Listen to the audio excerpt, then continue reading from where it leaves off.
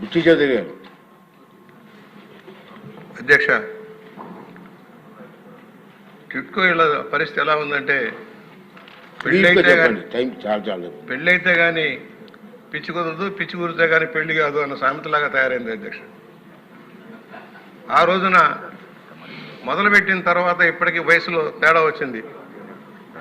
60 ఏళ్ళు దాటిని బ్యాంకు వాళ్ళు మేము టైఅప్ చేయమని చెప్పేసి వాళ్ళని దూరంగా పెడుతున్నారు. 60 ఏళ్ళు దాటినా ఇళ్ళు ఇవ్వలేమని అధికారులు కూడా చెప్పడం జరుగుతుంది.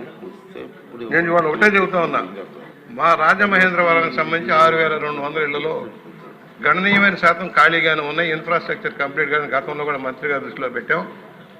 ఇవాళ ఒకటే ఏదో ఒక పాలసీ తీసుకొని అత్యవసరంగా 2,56,000 ఇళ్లలో వెంటనే అందరినీ పెడితే కనీసం మేలు దొరుకుతుంది అధ్యక్ష. బ్యాంకర్స్ తాళాలు వేస్తున్నారు, కనీసం ఆపండి సార్. జగన్మోహన్ రెడ్డి చేసిన తప్పుదాన్ని ఇవాళ వీళ్ళ బాధితులుగా మార్చారు సార్, లబ్ధిదారులు బాధితులుగా మారారు. ఇళ్ల మీదకి వస్తున్నారు సార్, బ్యాంకు వాళ్ళు తాళాలు వేస్తున్నట్టు భయపడిపోయి వస్తున్నారు.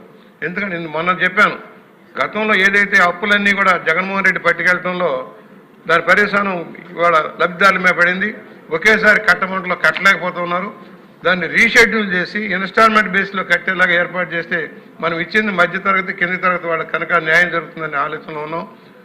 రెండోది అధ్యక్ష, మీ ద్వారా విజ్ఞప్తి చేస్తా ఉన్నా, ఇదే డిబేట్ చేశాం సార్. ఇదే డిబేట్ చేసినప్పుడు ఇదే విషయం చెప్పాను. జగన్మోహన్ రెడ్డి అప్పు చేసి పట్టుకుపోయాడని చెప్తే సైకో బ్యాగ్ పచ్చి బూతులు సార్, ఈ వయసును కూడా లెక్క చేయకుండా పచ్చి బూతులతోటి వాట్సాప్లో పెట్టేసి ఎంత చర్యలు ఏం చేస్తున్నారో డిపార్ట్మెంట్ నాకు అర్థం కావట్లేదు సార్. పచ్చి బూతులు సార్, అసెంబ్లీలో మాట్లాడిన మాటలను కూడా ఒక్కరి భాషని చెప్పి పచ్చి బూతులు పెట్టే పరిస్థితిని ఖండించుతున్నాం. దీన్ని దయచేసి గమనంలో తీసుకోవాల్సిన విజ్ఞప్తి చేస్తూ మంత్రి గారికి నేను విజ్ఞప్తి చేస్తున్నా, మా ఊరే కాదు అన్ని చోట్ల 2,54,000 చిల్లర ఇళ్ళు కూడా తక్షణం అన్ని దశలో పూర్తి చేసి వారికి హ్యాండ్ ఓవర్ చేయాలి. ఇన్స్టాల్మెంట్ బేస్లో వాళ్ళు పే చేసుకునేలాగా అవకాశం కల్పించాలని నేను డిమాండ్ చేస్తున్నాను సార్.